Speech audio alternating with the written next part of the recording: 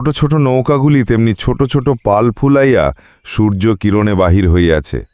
তাহাদের পাখি বলিয়া মনে হয়। তাহারা রাজহাঁসের মতো জলে ভাসিতেছে, কিন্তু আনন্দে পাখা দুটি আকাশে ছড়াইয়া দিয়াছে। ভট্টাচার্য মহাশয় ঠিক নিয়মিত সময়ে কোষাকুষি লইয়া স্নান করিতে আসিয়াছেন। মেয়েরা দুই একজন করিয়া জল লইতে আসিয়াছে। সে বড় বেশি দিনের কথা নহে। তোমাদের অনেক দিন বলিয়া মনে হইতে পারে, কিন্তু আমার মনে হইতেছে এই সেদিনের কথা। আমার দিনগুলি কিনা গঙ্গার স্রোতের উপর খেলাইতে খেলাইতে ভাসিয়া যায়। বহুকাল ধরিয়া স্থিরভাবে তাহাই দেখিতেছি। এই জন্য সময় বড় দীর্ঘ বলিয়া মনে হয় না। আমার দিনের আলো, রাত্রের ছায়া প্রতিদিন গঙ্গার উপরে পড়ে, আবার প্রতিদিন গঙ্গার উপর হইতে মুছিয়া যায়। কোথাও তাহাদের ছবি রাখিয়া যায় না। সেই জন্য যদিও আমাকে বৃদ্ধের মতো দেখিতে হইয়াছে, আমার হৃদয় চিরকাল নবীন। বহু বৎসরের স্মৃতির শৈবাল ভারে আচ্ছন্ন হইয়াও আমার সূর্যকিরণ মারা পড়ে নাই। দৈবাত একটা ছিন্ন শৈবাল ভাসিয়া এসে গায়ে লাগিয়া থাকে, আবার স্রোতে ভাসিয়া যায়।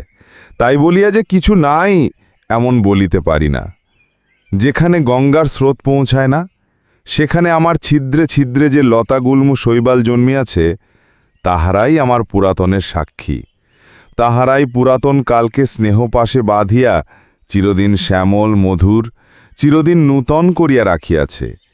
গঙ্গা প্রতিদিন আমার কাছ হইতে এক এক ধাপ সরিয়া যাইতেছেন, আমিও এক এক ধাপ করিয়া পুরাতন হইতেছি।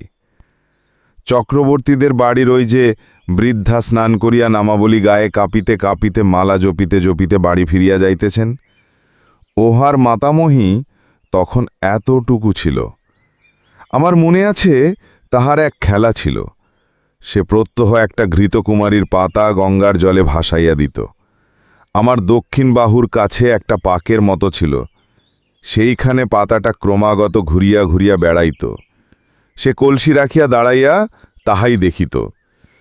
যখন দেখিলাম কিছুদিন বাদে সেই মেয়েটি আবার ডাগর হইয়া উঠিয়া তাহার নিজের একটি মেয়ে সঙ্গে লইয়া জল লইতে আসিল, সে মেয়েও আবার বড় হইল।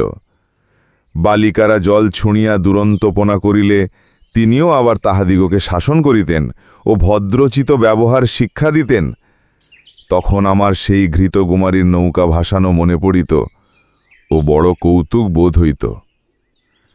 যে কথাটা বলিব মনে করি, আর সে আসে না। একটা কথা বলিতে বলিতে স্রোতে আর একটা কথা ভাসিয়া আসে।